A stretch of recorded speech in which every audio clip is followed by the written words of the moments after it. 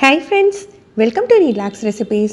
இன்னைக்கு ஒரு மட்டன் சால்னா ரெசிபி தான் பார்க்க போகிறோம். இந்த சால்னா பார்த்திங்கன்னா ரொம்ப கட்டியாக இல்லாமல் தண்ணியாக இருக்கும். நல்ல காரச்சாரமாக சோறுக்கு பரோட்டாக்கு எல்லாத்துக்கும் சூப்பராக இருக்குங்க. இது செய்கிறதுக்கு 1/2 கிலோ அளவுக்கு மட்டன் எடுத்திருக்கேன். இதை முதல்ல ஊற வச்சுக்கணும். ஒரு 3 டேபிள் ஸ்பூன் அளவுக்கு தயிர் சேர்த்துக்கலாம். 1 டீஸ்பூன் மிளகாய்த்தூள், அப்புறம் ஒரு 1 டீஸ்பூன் அளவுக்கு இஞ்சி பூண்டு பேஸ்ட். ஊற வைக்கிறதுக்கு 1 டீஸ்பூன் போதும். இதில் 1 டீஸ்பூன் உப்பு, இதெல்லாம் சேர்த்து நல்லா கலந்து விட்டுறலாம்.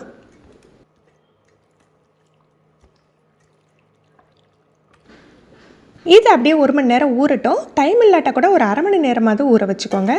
இதுக்கு மசாலான்னு பார்த்தீங்கன்னா பட்டை, கிராம்பு, ஏலக்காய் சேர்த்து திரிச்ச தூள் தான். இது இல்லாட்டி நீங்கள் கரம் மசாலா யூஸ் பண்ணிக்கலாம். அப்புறம் தனி மிளகாய்த்தூள், மல்லித்தூள், இது மட்டும்தான் இதுக்கு மசாலா. வேறு ஸ்பெஷல் மசாலாலாம் கிடையாது. தாளிக்கிறதுக்கு ஒரு 3 டேபிள் ஸ்பூன் தேங்காய் எண்ணெய் சேர்த்துட்டு அதில் 2 வெங்காயம் பெரிய சைஸ் பல்லாரியாக கட் பண்ணி சேர்த்துருக்கேன். 2 பச்சை மிளகாய் சேர்த்துருக்கேன். நான் இன்றைக்கி பட்டை, கிராம்பு, ஏலக்காய் போடலை. அதுக்கு பதில் அந்த பொடியை தான் போட போகிறேன். நீங்கள் தாளிக்கிறதுக்குமே பட்டை, கிராம்பு, ஏலக்காய் போட்டுக்கலாம். வெங்காயம் நல்லா பொரிஞ்சு வந்தாக்கில் நல்லா வதங்கிடணும். அதுக்கப்புறம் இஞ்சி பூண்டு பேஸ்ட்டு 3 டீஸ்பூன் சேர்த்துக்கிறோம். 1 டீஸ்பூன் ஏற்கனவே நம்ம மட்டனில் ஊற வைக்கையில் சேர்த்துட்டோம். இதில் ஒரு 3 டீஸ்பூன் சேர்த்துக்கலாம். இஞ்சி பூண்டு பேஸ்ட்டும் எண்ணெயில் நல்லா வதங்கி வந்துடணும்.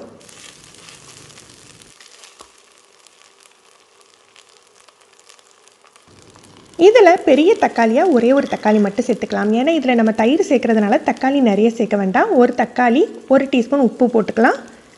கொஞ்சமாக மல்லி, புதினா கட் பண்ணி சேர்த்துக்க போகிறோம். தக்காளி நல்லா மசிகிற மாதிரி வதக்கி விட்டுறலாம்.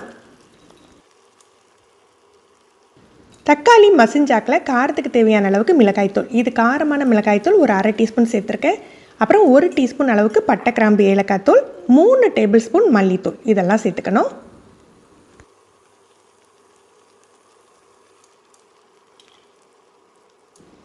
மசாலாவை எண்ணெயில் லைட்டாக பரட்டிக்கலாம். ரொம்ப நேரம் போட்டு கிளறினா குழம்பு கருத்து போயிடும்.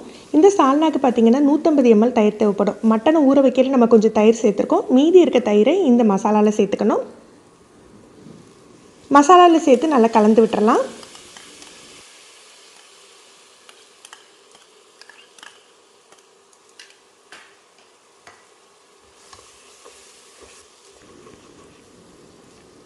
கலந்துட்டு இப்போ நம்ம ஊற வச்சுருந்தோம் இல்லையா மட்டன், அதை இதோட சேர்த்துக்க போகிறோம்.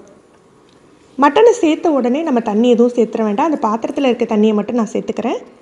இது நல்ல 2 நிமிஷம் அந்த மசாலாலேயே நல்லா பரட்டி விடணும். அப்போ தான் உங்களுக்கு வந்து நல்ல உப்பு காரம்லாம் அந்த மட்டனில் பிடிக்கும். ஏற்கனவே நம்ம ஊற வச்சுருக்கிறதுனால மட்டனும் கொஞ்சம் சாஃப்டாக இருக்கும்.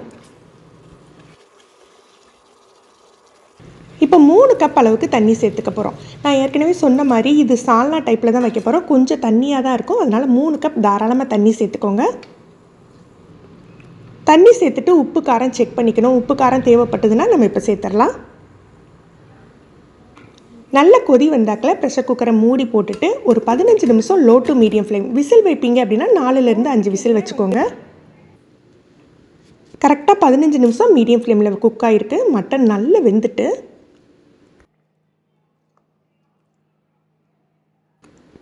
இப்போ இதுக்கு பார்த்தீங்கன்னா 2 துண்டு தேங்காய் எடுத்திருக்கேன். அதோட 10 முந்திரி பருப்பு, ஒரு 1/2 டீஸ்பூன் கசகசா வச்சு நைஸாக அரைச்சி எடுத்துக்கணும்.